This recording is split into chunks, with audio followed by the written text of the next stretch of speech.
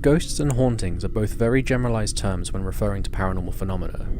There are many subcategories for both topics, and the circumstances and behaviours to be expected change quite drastically throughout each individual category.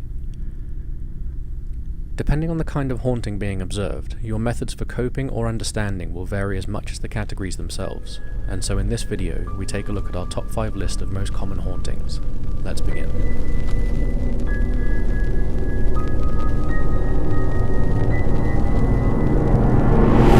Number 5. Vengeful Spirit. The most dangerous classification of spirit on this list is thankfully the least common. A vengeful spirit is almost always the product of a violent death, such as a murder or being driven to suicide. These causes of death are an important part of this spirit's behaviour, as they are caused by the actions of another individual. One of the most commonly accepted behaviours of an intelligent spirit, especially a vengeful one, is their inability to let go of a major traumatic event from their life, in most cases their death itself.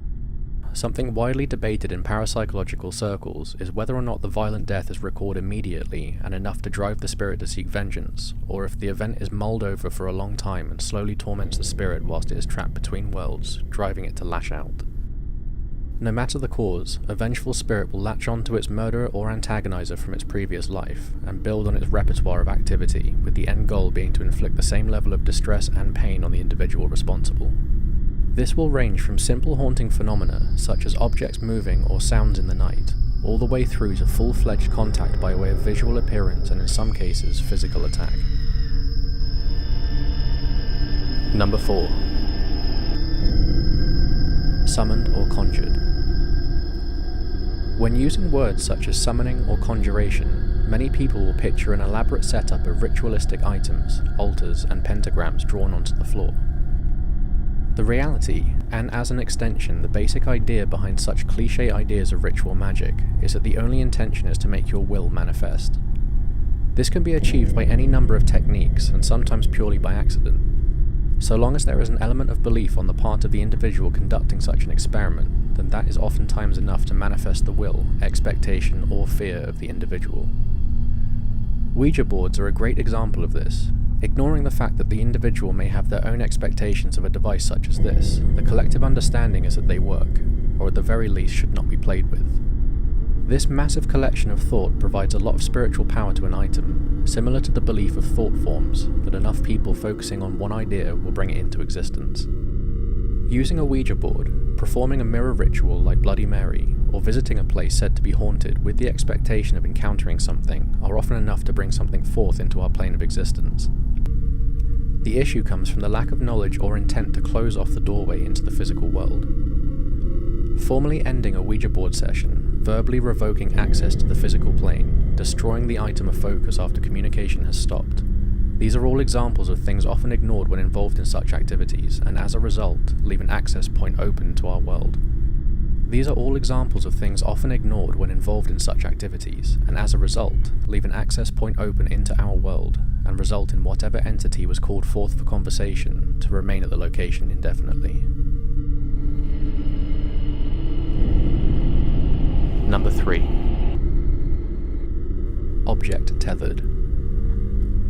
A common trope of horror media is that of a cursed object. How often will you hear stories online of a haunted painting or doll? Something, when purchased and displayed within the home, will result in a set of paranormal phenomena unfolding within your residence. The idea of a haunted item is common for the simple reason that a number of real-world hauntings have an object at the centre of the activity. Ed and Lorraine Warren, world-renowned paranormal investigators, have an entire room of their house dedicated to the safe containment of such items.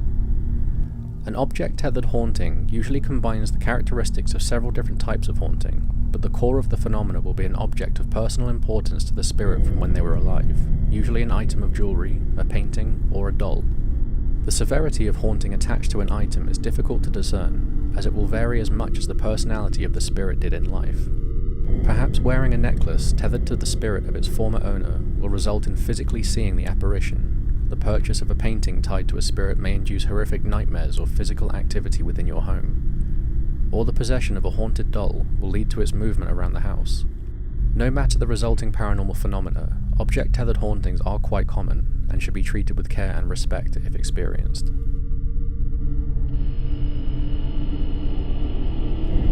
Number 2. Repeating apparitions. The second most common type of haunting experienced by most people is that of a repeating apparition. Superstitious locals warning travellers to stay indoors when the moon is full, a town's residents avoiding an area or road at certain times of the year. These are examples of paranormal activity taking place on an anniversary of a fatal accident or an event in recent or distant history. Throughout all recorded instances of paranormal or magical investigation, dates and times have always been held in high regard, either for their supposed energy spikes or for the simple fact that a date is easily recalled, especially when discussing a fatality. Almost always, a repeating apparition is harmless, more of a replay of events leading to the incident which culminated in the death of a person or persons. Driving down a country road, stopping to pick up a hitchhiker, driving them to their destination only to have them vanish from inside the car is one such common story. With enough research, you would likely be able to trace the local legend back to a real-life event which resulted in the death of an individual matching the description, unable to reach their destination due to their death before the journey was completed. More often than not, you will find that stories of this nature all happen around the time and day of that person's death. Number 1. Benign death echo. At the top spot on this list we have the benign death echo, almost exclusively harmless, incapable of interaction with the living, and the most common type of haunting reported around the world. A death echo, by all accounts, is nothing more than a replay of events which led to an individual's death. Maybe not violent or intentional, but the physical energy surrounding a person at their time of passing can sometimes be enough to seep into a building or location, giving it a feel of creepiness or unease. This will often tie in quite closely to the events of a repeating apparition, as the death echo will commonly be observed around their time of death, the only difference being that interaction is impossible. There is no remaining consciousness within a death echo, and they will ignore the living as well as any physical changes to the environment and simply replay their final moments. So there you have it. That was our top 5 list of most common hauntings. Check back again for another top 5 darkest video. Until next time.